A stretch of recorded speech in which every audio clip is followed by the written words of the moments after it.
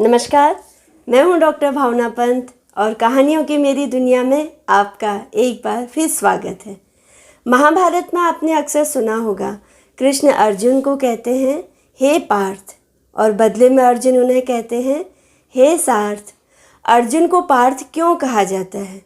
क्योंकि उनकी माता कुंती का एक नाम था पृथा। जो पृथा का बेटा है वो पार्थ कहलाएगा। इस तरह पांचों पांडव और छठे कर्ण को भी पार्थ कहा जा सकता है, लेकिन पार्थ के रूप में प्रसिद्धि हुई अर्जुन की, क्योंकि वह अपने सारे भाइयों का प्रतिनिधित्व करते थे। राज परिवार और युद्ध की सारी जिम्मेदारियां उनके ऊपर थी। कृष्ण का उनके ऊपर विशेष स्नेह था, इसलिए उन्हें कहा गया पार्थ।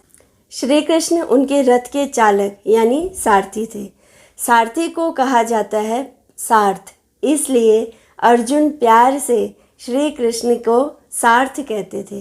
यह तो हुई नामों की कहानी। और महाभारत के युद्ध में कृष्ण ने अर्जुन का रथ चलाया, लेकिन क्या कृष्ण के पास अपना भी कोई रथ था? अवश्य रहा होगा। श्री कृष्ण भी राजा थे और एक से दूसरी जगह जाने के लिए रथ का ही प्रयोग करते थे। उनके निजी रथ का वर्णन बहुत कम मिलता है। आइए आज श्री कृष्ण के निजी रथ के बारे में बात करेंगे। महाभारत के अश्वमेध पर्व में श्री कृष्ण के निजी रथ का उल्लेख किया गया है। उसका नाम बताया गया है दारुक, और कृष्ण के निजी सारथी का नाम था दारुक। जो दारुक को चलाता हो वह है दारुक। श्री कृष्ण के रथ का एक और नाम था किंकणिक।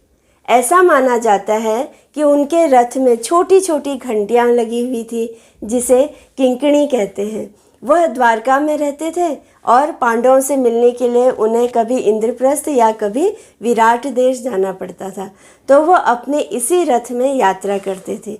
साल में उनके कई चक्कर लगते थे, इसलिए कहा जाता है कि इंद्रप्रस्थ से द्वारका के बीच का मार्ग कृष्ण के इस किंकणिक रथ से निकलने वाली Jhunjhunu Jhunjhunu ton ton ton ton की ध्वनि से गूंजता रहता था। कृष्ण के रथ में 4 घोड़े थे। पहला घोड़ा बलाहक, यह पूरी तरह सफ़ेद था। बलाहक का अर्थ होता है सफ़ेद रंग का विशाल बादल, जो दिखने में पहाड़ जितना ऊंचा हो। अपने घोड़े की सफ़ेदी, शक्ति और विशालता के कारण कृष्ण ने उसे बलाहक नाम दिया।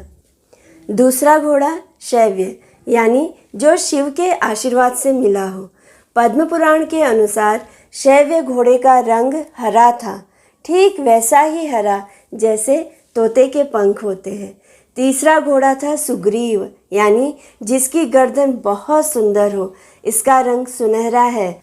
चौथा घोड़ा था मेघ पुष्प, यानी जो फूल जैसे बादलों से बना हो। यह मटमैले रंग का था, पानी से भरे बादलों की तरह, काले और सफ़ेद के बीच का रंग।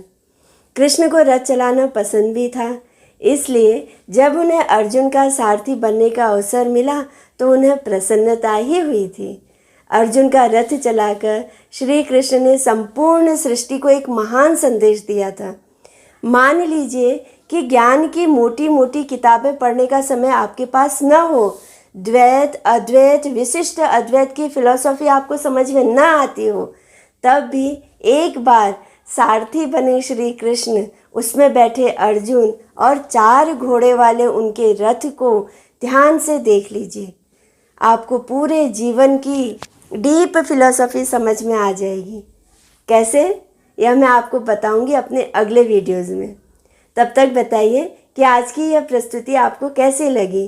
कृष्ण के रथ के बारे में यह अनजानी या कम जानी बातें अगर आपको अच्छी लगी हैं तो इस वीडियो को, मेरे पेज को अधिक से अधिक लोगों के बीच शेयर कीजिए। यूट्यूब पर मेरे चैनल को सब्सक्राइब कर लीजिए ताकि मैं आपके लिए नए वीडियो बनाती रहूं। अब मैं डॉक्टर भावना पंत आपसे आज्ञा लेती हूं। नमस्कार।